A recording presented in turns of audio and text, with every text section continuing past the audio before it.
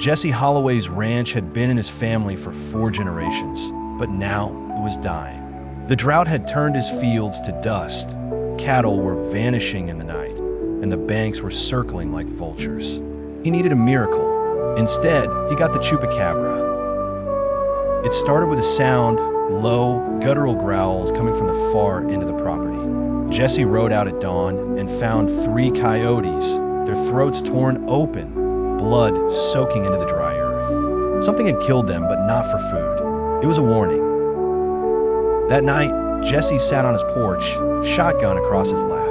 The air was thick with silence, and then he saw it, glowing red eyes peering at him from the tree line. A shape slithered forward, half shadow, half beast. The Chupacabra. "You've got a problem," it rasped, its voice like wind through dead leaves. "I have a solution." Jesse didn't flinch. He knew the stories, but desperation has a way of making men listen to monsters. "What are you offering?" "The coyotes, the rustlers, the bankers. I can take care of them all," the Chupacabra said. "In exchange, you let me feed." Jesse hesitated. "Feed on what?" The creature grinned, showing jagged teeth. "Not your cattle, not your family. Just one life, once a year. Someone who won't be missed." A cold dread settled in Jesse's gut, but he nodded. What choice did he have?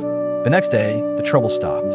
No more coyotes, no more missing cattle. Even the bank lost his paperwork in a sudden system failure. Jesse's ranch thrived. And every year, on the anniversary of the Pact, a drifter, a thief, or a stranger passing through town disappeared. Years later, an old friend from out of town came to visit. They sat on the porch, sharing whiskey and memories. When Jesse excused himself for a moment, the wind carried a familiar whisper. "This one." Jesse turned, seeing those red eyes in the dark. His heart pounded. The Chupacabra had always taken strangers, men with no ties. But this was different. "No," Jesse whispered. The creature tilted its head.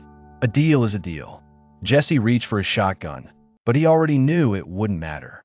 The Chupacabra only grinned, stepping forward as Jesse's vision darkened.